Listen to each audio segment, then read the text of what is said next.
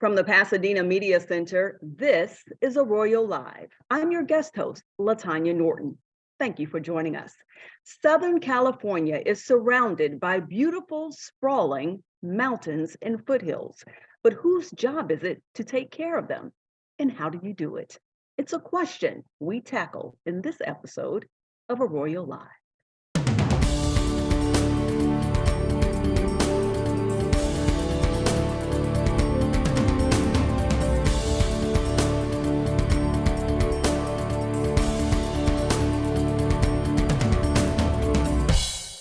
Welcome to Arroyo Live. I'm your host, Latanya Norton. Thank you so much for joining us. And today, our guests are Auxenia Grace Privet Mendoza of Arroyo Foothills Conservancy. And we also have with us Tim Martinez. Thank you both for being a part of our program. First off, tell us a little bit about yourselves. Hi, Latanya. Thank you for having us. I'm Tim. I'm the land manager and community liaison with Arroyos and Foothills Conservancy. And I've been with AFC, as we call it, since about 2016, and first really got involved just through doing local environmental work, especially in the Arroyo Seco area here in Pasadena. Wow, I have to say, I love the tree house in the backdrop. That looks so great. Auxenia, tell us a little bit about yourself. Hi, Latanya. Thanks so much for having us today. My name is Auxenia Grace. I'm the program director at AFC. I've been involved for since 2019 now, and I actually started as an intern with the Arroyos and Foothills Conservancy and studied conservation in my undergraduate years. So it's been great to just get involved with this local effort. So thanks again for having us. Absolutely. Thank you for being here. So for people who may not be familiar, let's start off with a little bit of history about AFC and what it is. Well, we've been around since the year 2000. So for the past 20 years or so, we've always been involved in land conservation for nature, for wildlife, especially. We began as the Altadena Foothills Conservancy to preserve the natural open space that's left up in Altadena. But as our mission expanded, our name changed and we became Arroyos and Foothills Conservancy, and same focus, especially saving land for wildlife, trying to connect that land, but we're a little bit more regional now. We work in the San Rafael Hills, the Verdugo Mountains, and here in the local San Gabriel Mountain foothills. Wow. And tell us about why the work you do is so important. We live in a part of the country where nature is preserved, wildlife is so important to the beauty of where we are. Why is it so important to do this?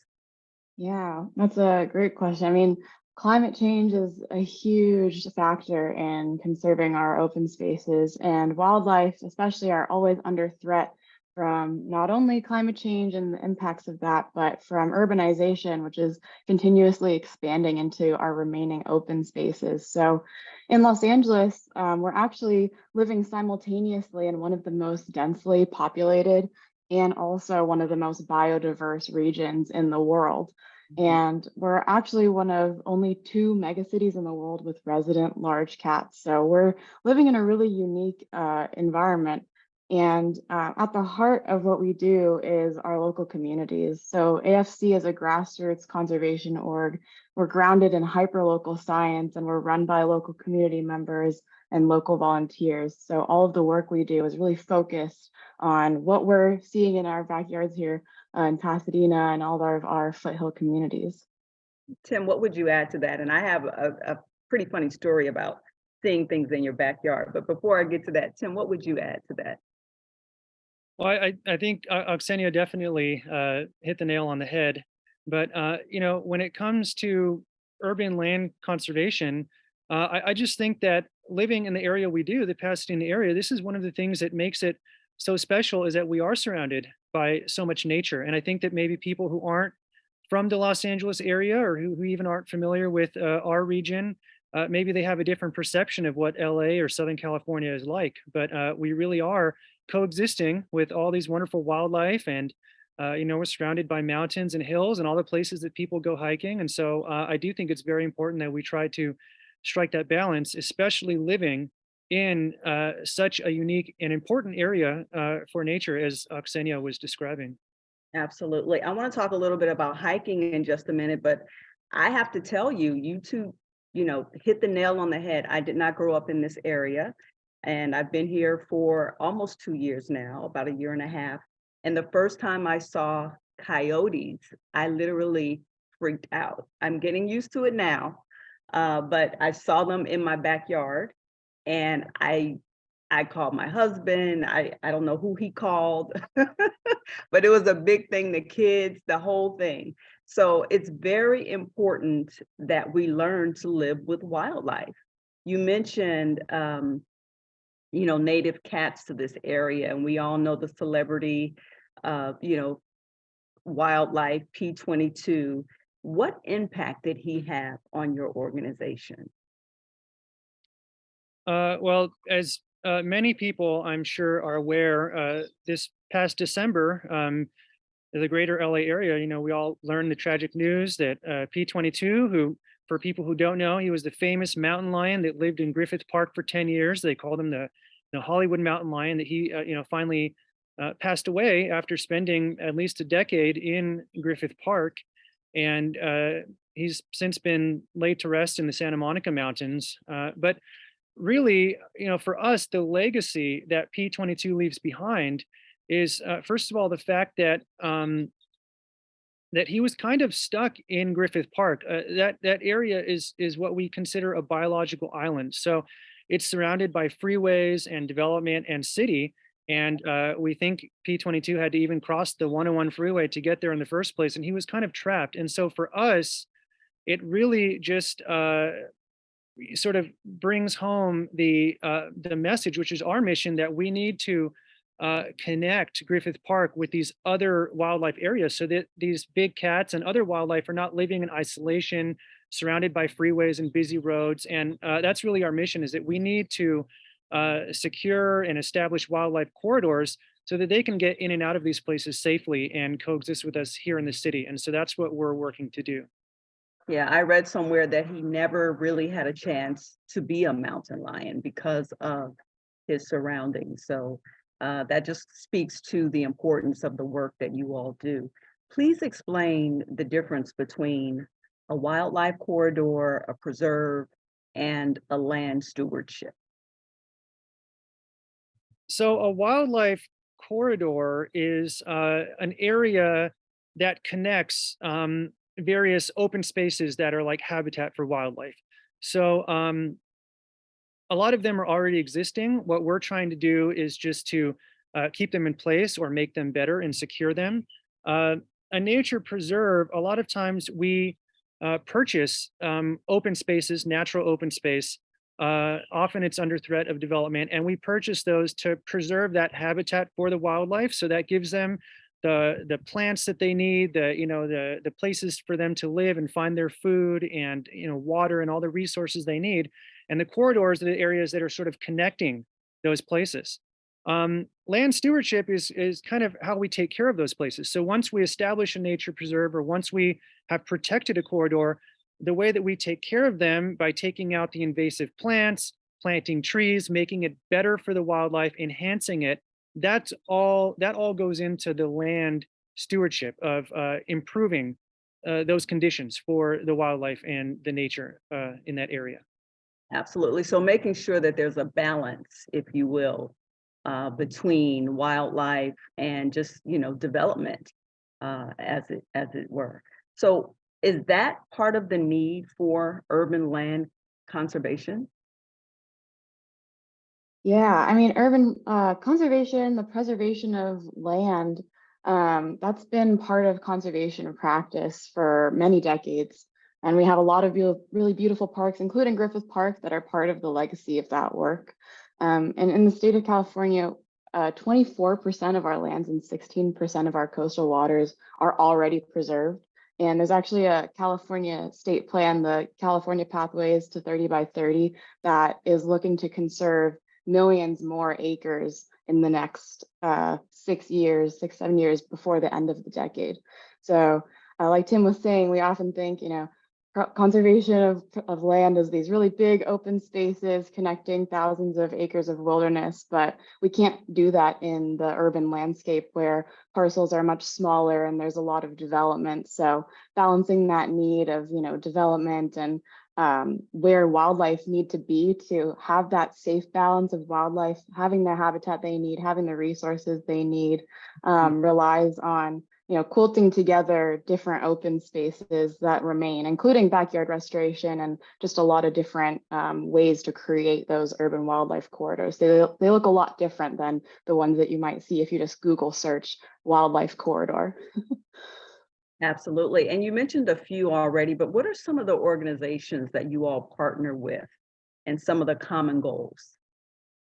Yeah, so we partner with organizations at every level of our work, from organizations that are really local, like the Altadena Heritage group, to the UN Convention on Biodiversity that we've been part of and been included in. So it's really important that we're able to translate these really big global goals related to conservation to local on the ground action. And that's a phrase that we like to use a lot, is to think global and act local, make an impact where you can and where we all live. So we partner with a lot of different kinds of groups, and we would be here for a really long time if I were to list every single one of them. But we have public agency partners like the National Park Service and California Department of Fish and Wildlife. We have some amazing educational partnerships with Occidental College and Pasadena Unified School District, also with some Rotary clubs in the area and the LA County Natural History Museum. And of course, we have conservation partnerships and other environmental partnerships with groups like the local Audubon chapters, the Theodore Payne Foundation, which is a wonderful native plant nursery, Descanso Gardens, and all of our partnerships share same value, that we believe that nature has intrinsic value and irreplaceable value, and that it's all of our job to take care of that and foster that for generations to come. I love that. I love that. And so going back to P22, and we know there are, other examples, but wildlife coming into cities, there's an increase of this. What do you suggest in those situations? Yeah, I know human wildlife conflict is a really relevant issue. And there are some really great resources that we love to direct people to. Pasadena Humane Society has some resources on living with coyotes. And there's actually a research study going on in Orange County that's focused on coyote interactions with people. And also, California Department of Fish and Wildlife has an entire department dedicated to learning about and mitigating human wildlife conflict. So if individuals are concerned or experiencing issues with wildlife in their area, we strongly recommend that they go and check out those resources. And there's always research being done as well on urban wildlife. And AFC is actually part of that. We are part of the Urban Wildlife Information Network.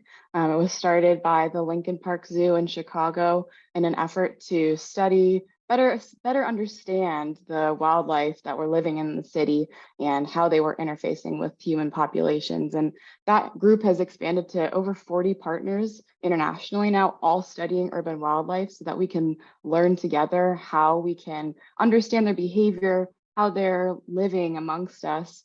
And there actually was a paper published in 2020 about potentially increased wildlife sightings in cities. And they didn't have a statistically significant finding that there were increased wildlife presence, but social media and places like that where coyotes might be posted more frequently or included on news feeds and that kind of thing can really amplify the wildlife presence in our city. So that might be one factor sort of playing into that as well. There are lots of resources out there to get information about how to live with wildlife. What are a few tips that you could share with our audience right now to, and I know it depends on the various wildlife.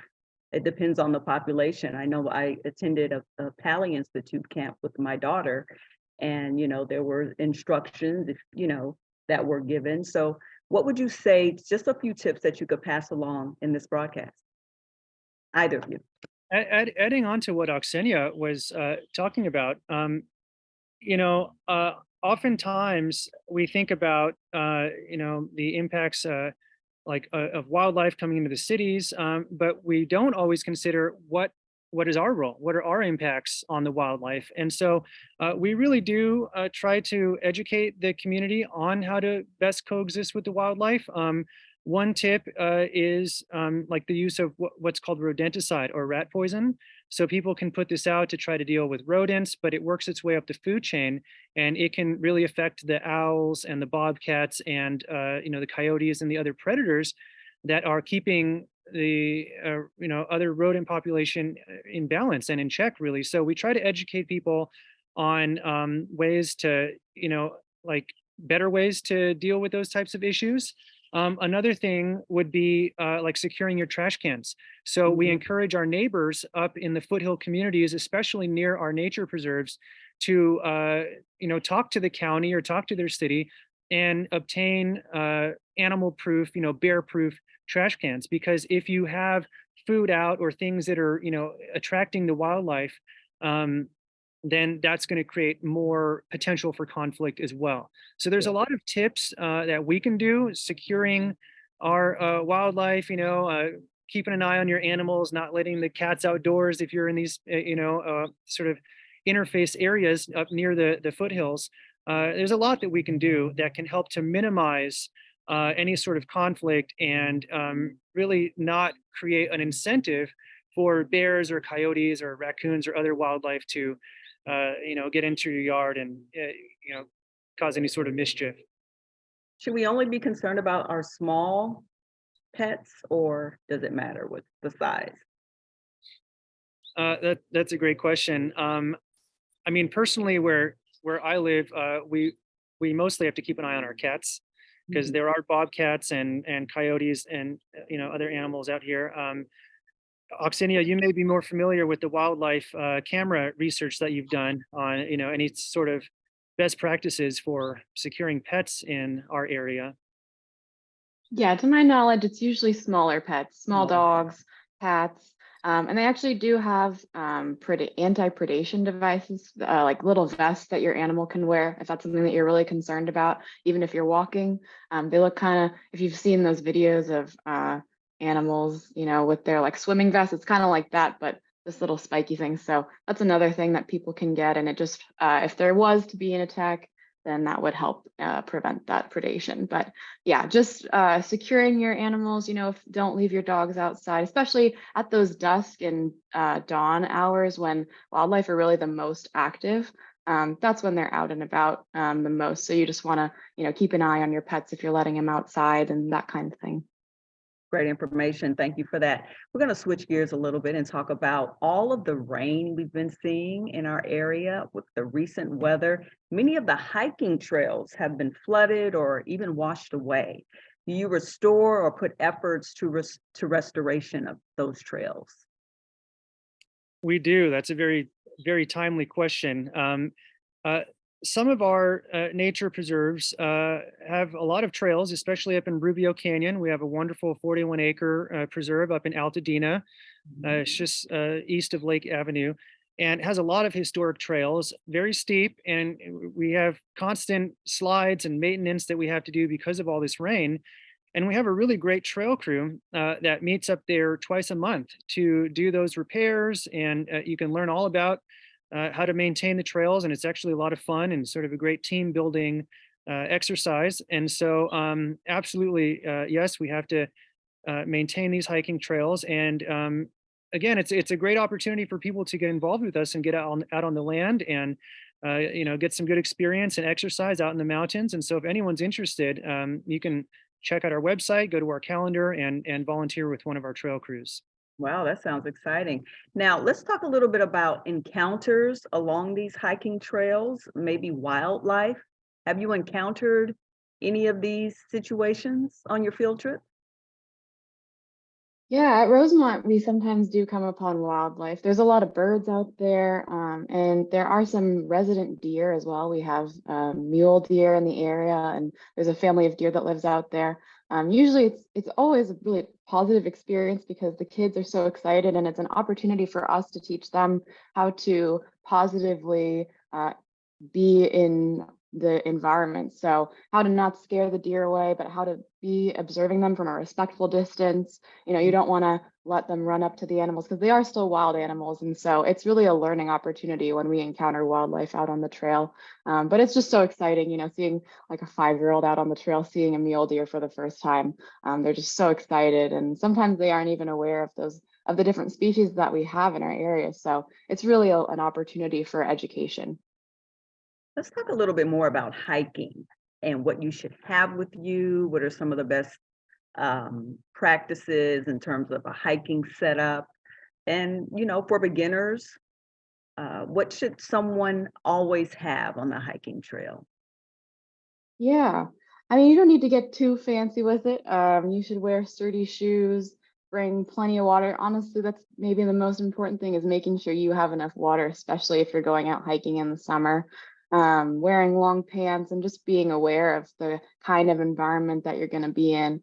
And that's really the most important thing is being aware of the ecosystems that you're entering, where you're going to be hiking, and educating yourself on what kind of plants that you might be seeing. There's all these beautiful plants out there. Maybe it's the springtime. If you're going hiking now, there's all these different beautiful flowering plants. And the best way to really enhance your experience is to get some kinds of tools to teach yourself about what different wild animals you might be seeing or wildlife you might be seeing or plants. So we actually produced a native plant guide that's downloadable on our website. It's free and it has just a couple of the different species of plants that you might be seeing out there. And it has pictures and descriptions of native plants that you're likely to see. And there is a lot of other educational tools out there that you can use as well if you're going out hiking. So yeah, just immersing yourself in our natural environment and being prepared for anything is always the best. What would you add to that, Tim?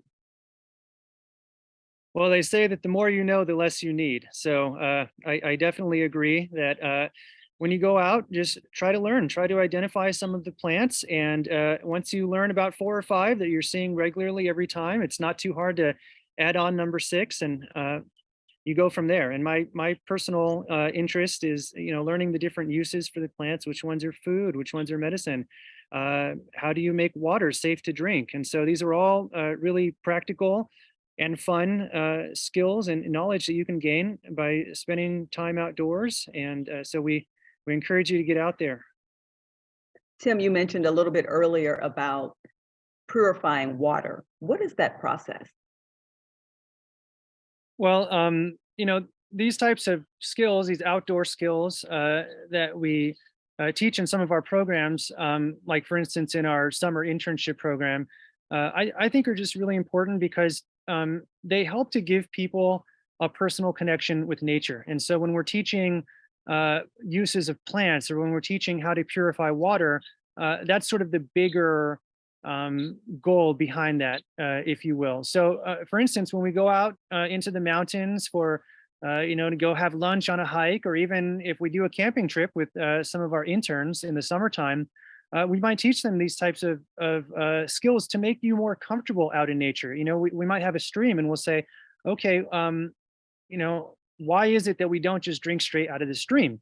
These are some of the contaminants you might have. And fortunately, if you boil your water, it'll purify it and it'll be clean. Or you might have certain filters that you can introduce people to where you pump it through a charcoal filter, and then that will help to purify your water. So although it's not directly related to the conservation work that we do for wildlife, for instance, I think it really helps to again give people that personal connection with nature and to help people feel comfortable in nature. And that I think is very important for conservation, because when you learn the value of something, when you learn that hey, these plants are food or medicine, or this is how I can drink from this stream when I'm camping, and I can feel sort of comfortable and at home out in nature, then it really instills in people that this is something that is valuable, inherently valuable, and worth protecting. Absolutely. You talked a little bit about plants. What are some of the plants along the trail that you should keep an eye out for? How do you identify them?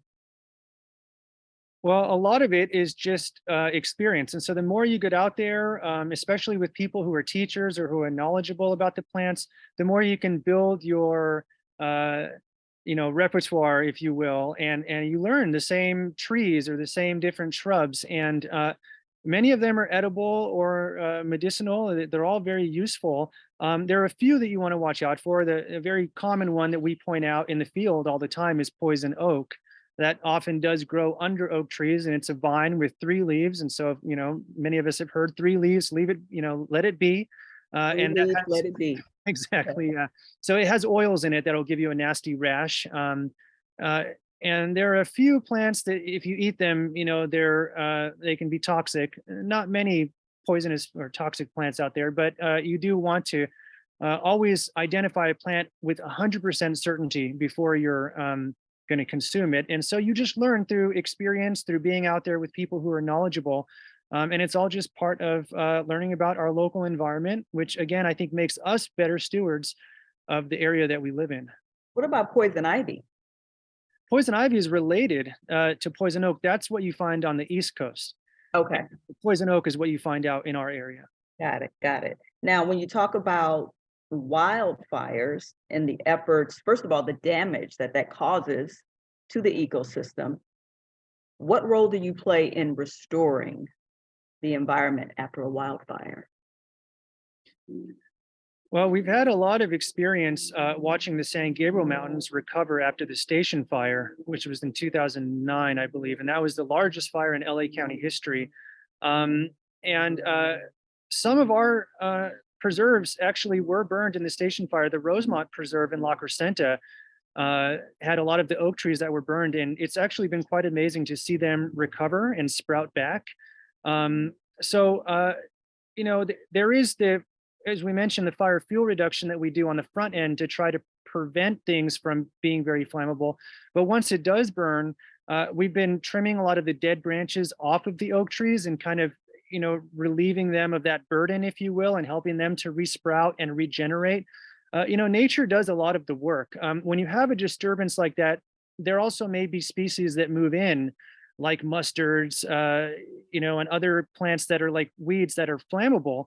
And so we'll try to remove those and just create the conditions for nature to regenerate and recover. Because, the land, nature, the plants, they're good that way. We just have to give a little bit of a helping hand, and nature will do the rest.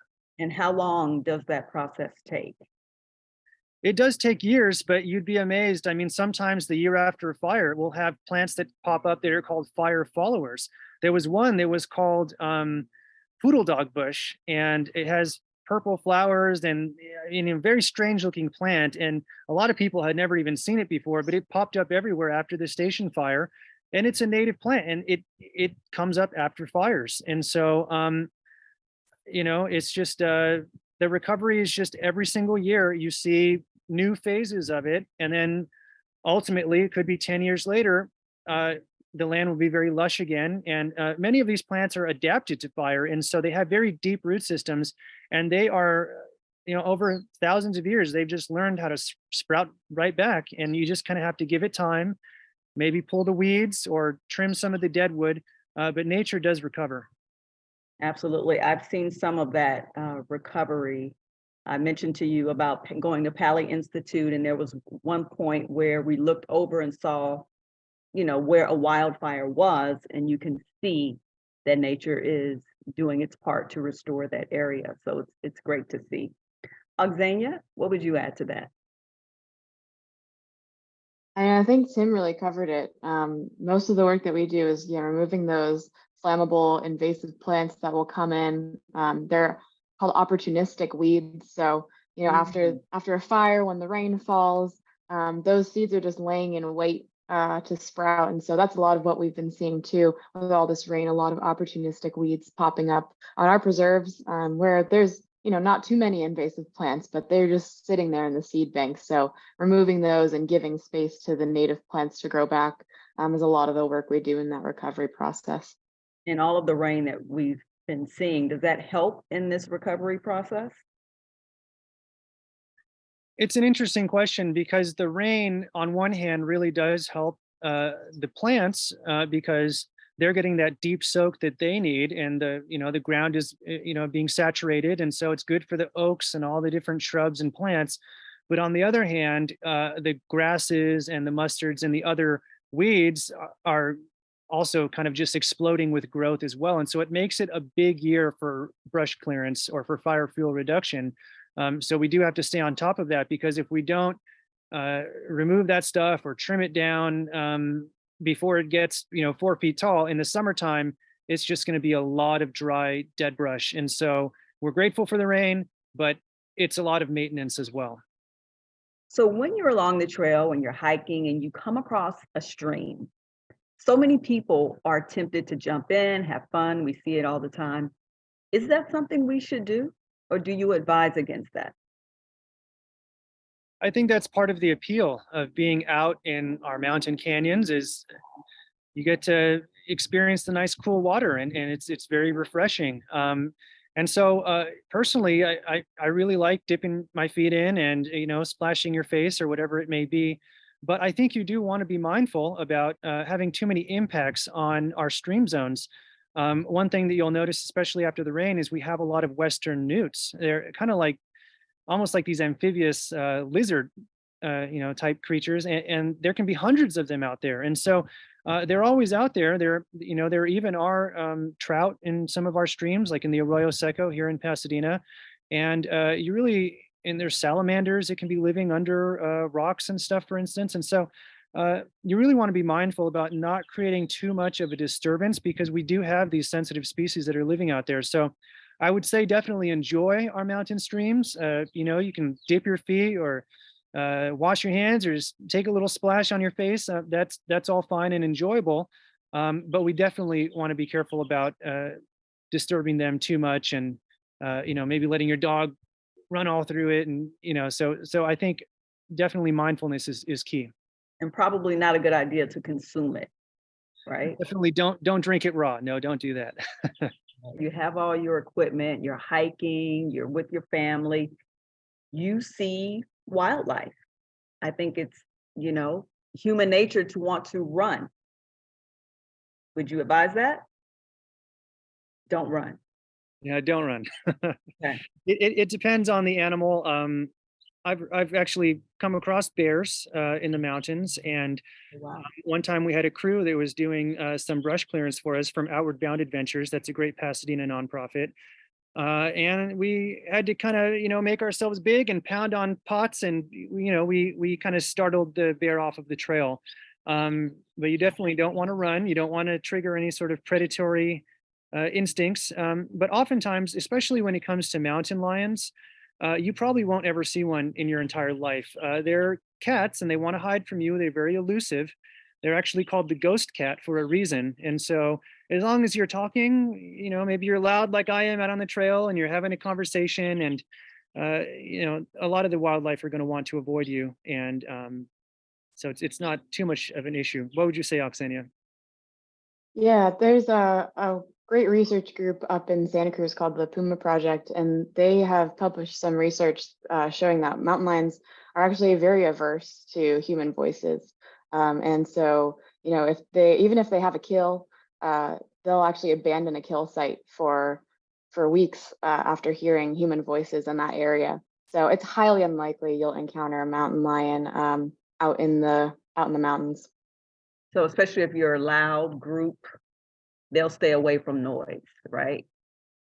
Okay, that's good to know. Okay, so let's talk about the current hillside ordinances. Are they effective?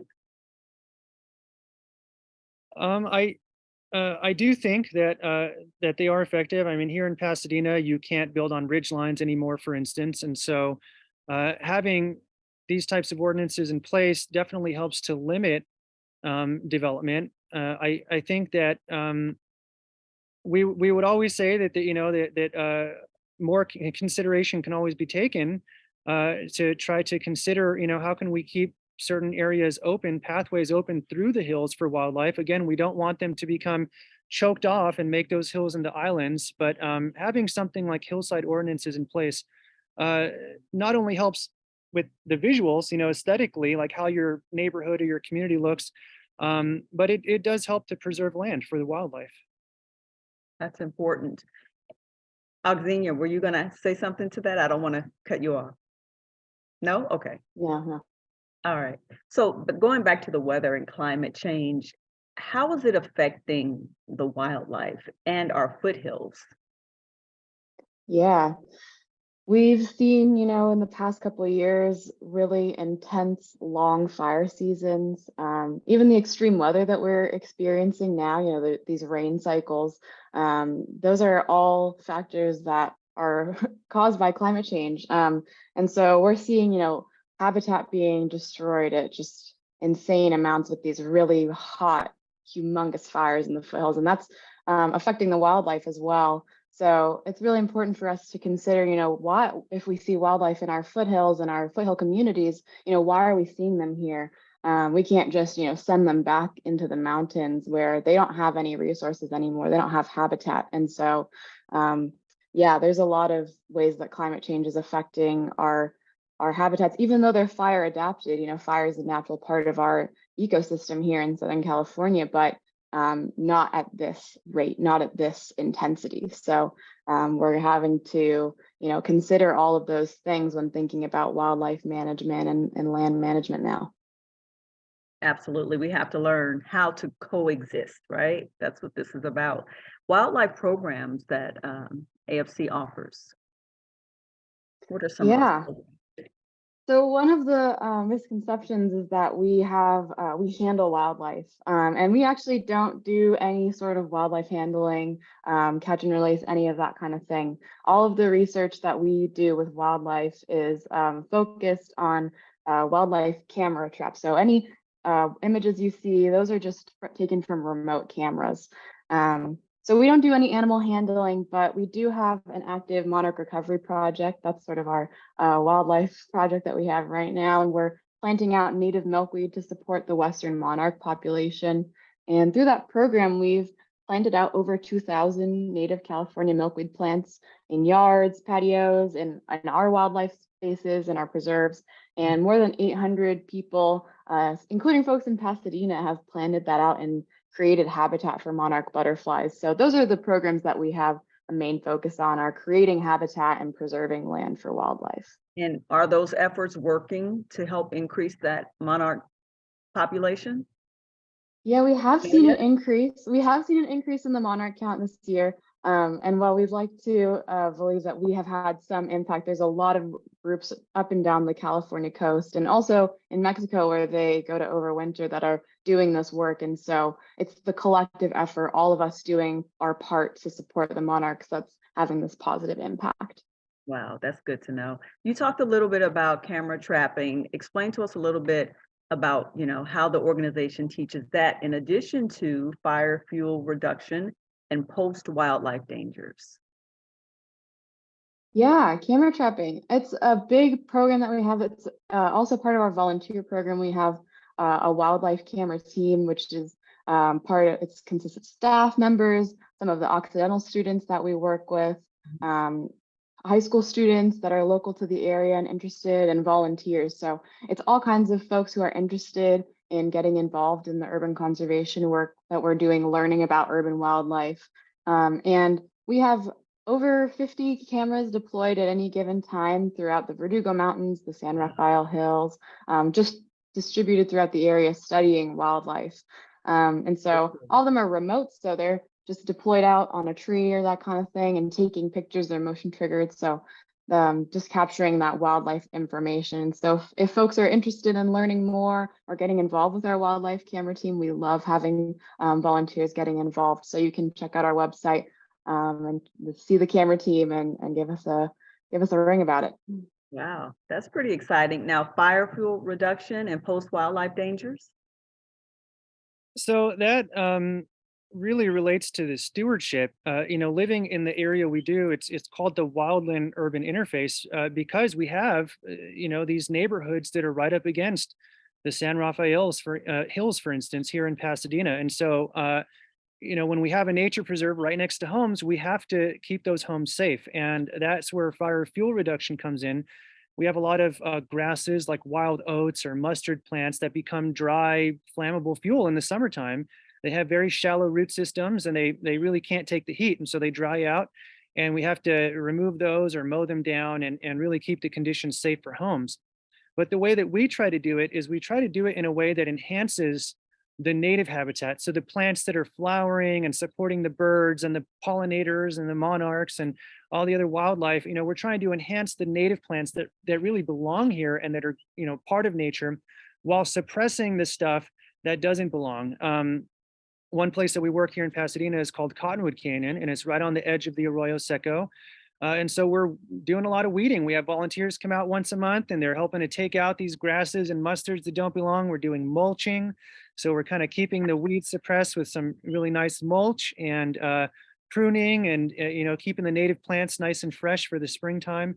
So it's a really great way that you can learn how to manage land and even maybe your own garden in a way that benefits nature, that enhances nature, but helps to reduce that risk of wildfire living in these areas that are right next to the hillsides.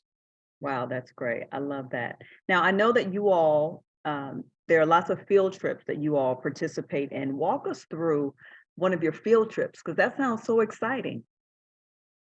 Yeah, our field trips are pretty fun. So most of our field trips are held at Rosemont Preserve, which is an 8-acre preserve that we have in La Crescenta, nestled up against the San Gabriel Mountains foothills. So we have a beautiful outdoor classroom space where we kick off our field trips. We introduce the students to the preserve and where they are geographically at the base of the San Gabriel Mountains. And we have 2 main curricula, one focused on native plants and one on geology. So we talk to them about what we're going to be learning about and get them excited about what they're going to learn. So most of the field trip is actually on a loop trail that we have around the preserve. And we want to make sure that the students are as engaged as they can be. We want them to be making the observations and telling us things about the plants, and really getting, hands-on experience, touching and smelling and just getting involved and interacting with nature. So we ask them questions and get really hands-on with them so that they can, experience the natural landscape that they're living in. And what's the general reaction? Well, the plants that smell the most, like sagebrush, black sage, they're always so surprised by those, and so it's really exciting to see them, see the difference. Maybe for the first time, really look at how different leaves are shaped or the different colors of green that are in our landscape. And so that's really, exciting to see them, making those connections and getting excited about learning about that kind of topic. That sounds like so much fun. What would you add to that, Tim? One of my favorite memories is the first time that we took some young people from a summer camp called Moonwater Farm up to a waterfall in Millard Canyon right above Altadena. And we hiked for about a half mile. And as we approached the waterfall and it's gushing down, many of these kids had never seen a waterfall in their life before. And just to see their reaction on their faces the first time that they got to see a waterfall, a real waterfall. I mean, you would think it was better than Disneyland. So that was just, these types of experiences. This is why we do it, to introduce, the young people to nature. I think that it plants seeds for them that has a lifelong impact. Oh, I totally agree. I would love to see that. That sounds so cool. Now, here's a term I've not heard of before, and maybe you all can explain this to me. What is a community scientist? What is that? So, a community scientist is any individual who gets involved with learning about our local ecology and usually participates in programs. So, programs really help gather data and they share it back with scientists who are doing research projects. So, Oh, anybody can be a community scientist. And there are a lot of different kinds of tools, apps that you can download on your phone, like iNaturalist, where you can contribute to community science projects. So it's just someone who's interested in, getting involved and learning about our local ecology. So you could be a community scientist if you wanted to be. And we have some resources to learn about how you can get involved on our website under our community science page. So yeah, there's so many ways to get involved. It's so much fun to learn about our environment. And there's a lot of different kinds of projects you can stick your finger in and learn about. Wow, okay, that's pretty cool. So let's talk a little bit about wildlife research and camera team. Come on. Yeah, so our wildlife research team, this sort of goes back to our collaboration with Occidental College. It's a partnership that we have with the Computational Biology Lab at Occidental with Dr. Amanda Zelmer. She's a fantastic researcher, urban wildlife researcher, and computational scientist.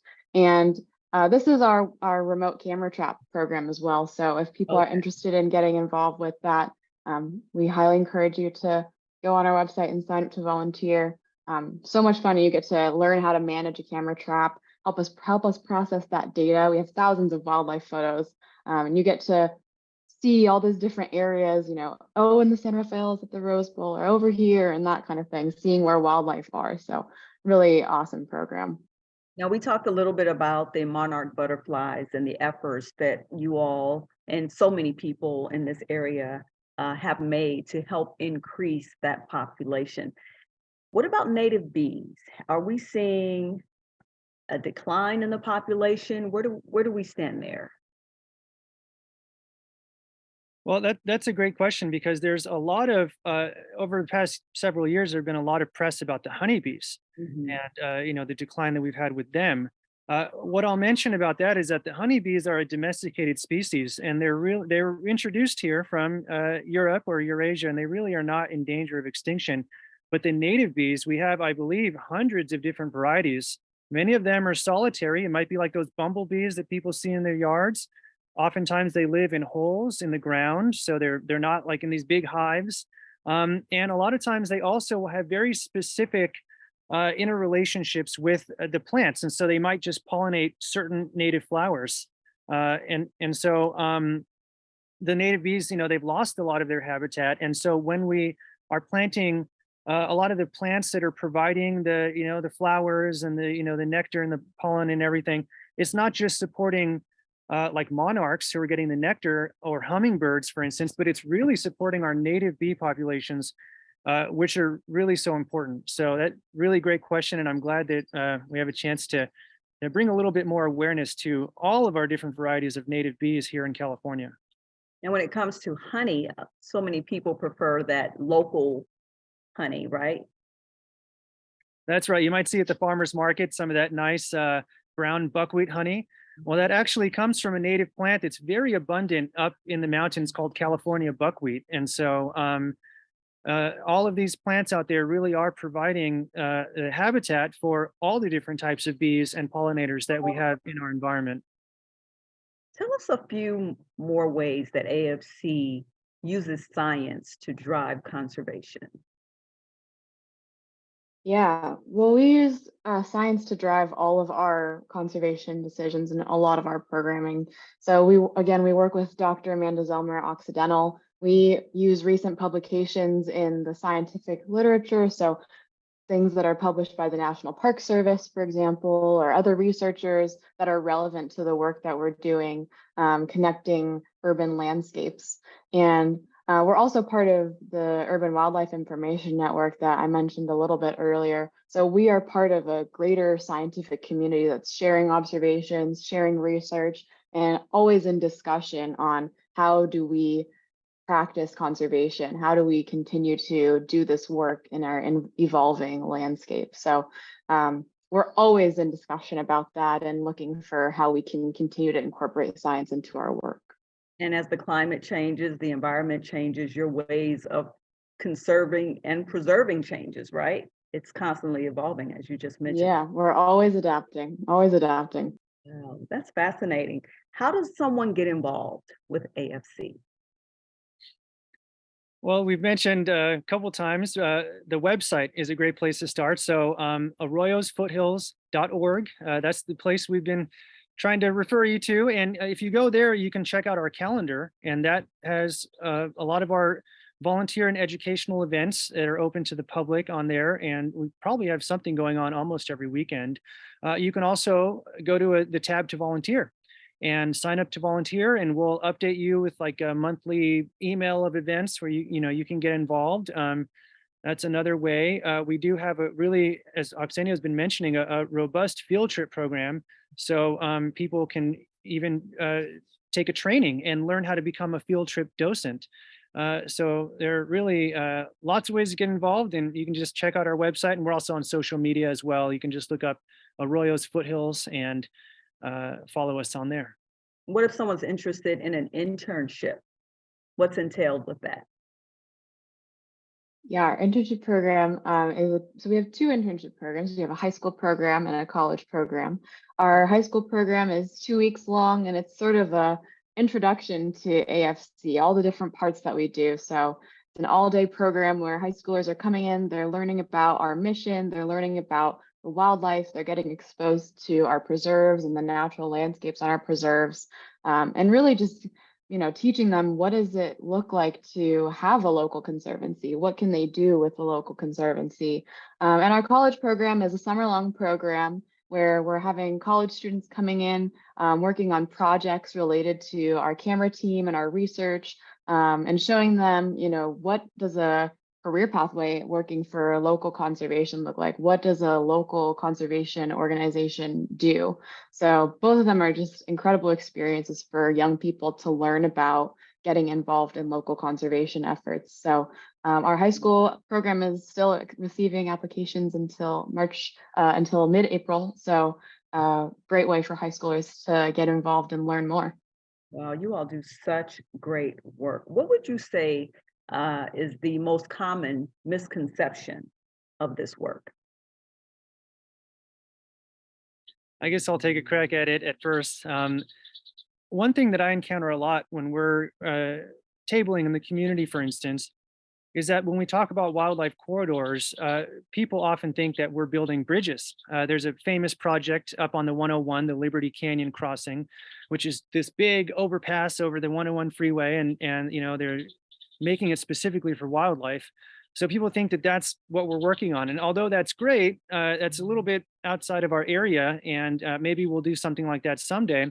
But what we're working on is really hyper local. And again, many of these corridors already exist. They are going under the 210 freeway. They're going under the 2 freeway. They're going through the San Rafael Hills or the Verdugo Mountains, all right here in our area. And what we're trying to do is just save land or otherwise keep it open or enhance it to preserve that passage for the wildlife, because it's already going on. And I'm sure many viewers even have seen many of these wildlife, probably even literally in their own backyards, as we've been discussing. So I think that's probably the biggest misconception that sorry about that, that I come across, is that we're not building bridges yet. We're working much more on the ground with our existing conditions and just trying to preserve them and make those better. Wow, and I'm listening to the birds chirping behind you, and it's just I'm a nature girl, so I love it all. I love this conversation. What would you say is the biggest misconception, Oksana? I'd have to agree with Tim. Yeah, I mean, and the Liberty Canyon wildlife overpass, that's what they're building out in Agora Hills. That's actually also part of the legacy of P22. A lot of that work is centered around, the crossings that he had to make to get to Griffith Park. And so, yeah, wildlife bridges are so important. They're also a tool that conservation practitioners are using. But yeah, we're on the ground, we're conserving those existing wildlife movement pathways. So where wildlife are going, where those open spaces still exist before they're gone. Yeah, so Tim really hit it with that one. It's very important work. It really is. Any last comments before we wrap up? Well, I would We've just like covered to, a lot. I think we have, yeah.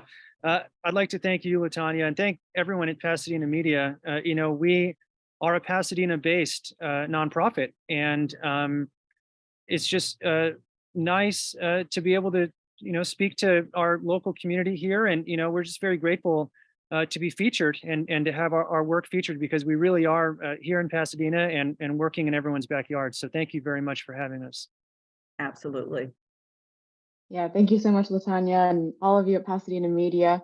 If you're interested in getting involved or learning more, again, you can check out our website, arroyosfoothills.org. You can also follow us on Instagram at Arroyos Foothills. We post fun trail cam videos and just different information. So if you're looking for restoration days, sometimes we'll post those on there as well. So we'd love to have more community members get involved and learn more. So check us out, and we look forward to meeting more of you.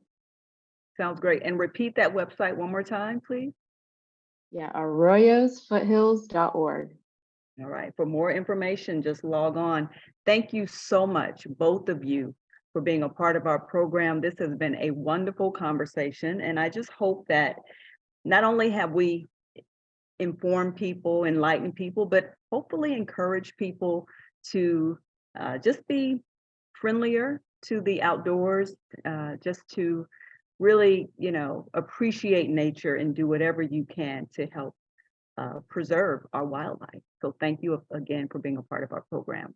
And once again, we have with us Oxenia Grace Privet Mendoza, and we also have Tim Martinez representing Arroyos Foothills Conservancy. Thank you again.